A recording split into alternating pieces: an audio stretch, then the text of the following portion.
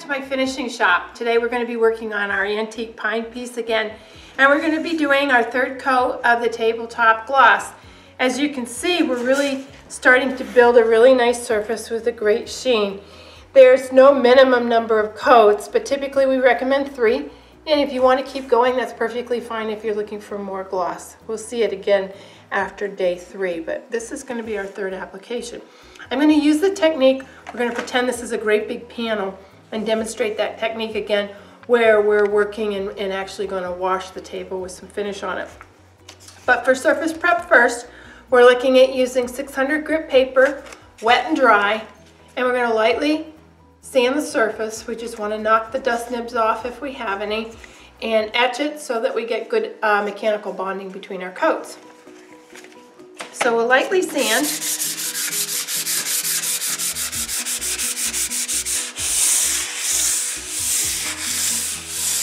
We're not trying to tear off what we've applied before, just smoothing it and creating that bond that we're looking for. And like I've mentioned before, we're going to take the dust off the surface with a vacuum if you had a lot, but with this case, on this case you probably wouldn't. And then we're just going to wipe it down with some mineral spirits on our rag. And in this case, we're going to dry it off so I can continue to coat it. Whereas if you were doing this in your own shop, you'd probably just let it air dry and come back to it.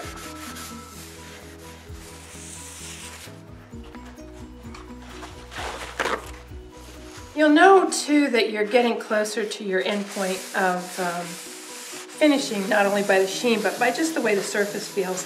It's feeling well sealed out at this point. Okay.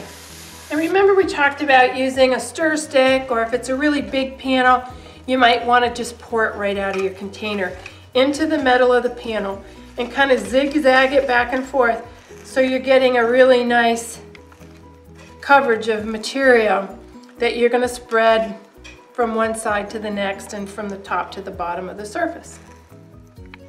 By this point, you don't want to get too much on there because you don't want to have to deal with the bubbles or anything like that.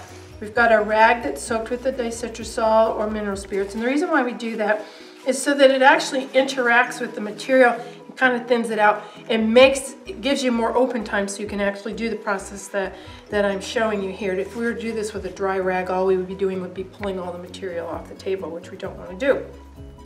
So it just starts. Start in the middle and you work yourself to your edges. You can do it like that if you want. Like this piece here has a fair amount of deep grain. So going cross grain like that, I actually get a really nice fill in there. Finish with the grain. And as you can imagine on a big piece, this works really well. I've even had people who will have 2 people working on the table at the same time when they do a really large panel. So this all gets worked out. Because you're putting a little bit of mineral spirits with it, sometimes you might have a thinner prep than you might like, so you might find yourself doing an extra coat. But the ease of doing it is by far and away worth the effort, rather than doing that continual like we talked about before, where you're constantly dipping into a container and trying to spread this down a long, wide panel. We finish off with our dry brush, so it just very nicely creates an even surface. And because the human hand isn't even, this brush actually makes the depth of the finish, the mill thickness on the finish, more uniform and even.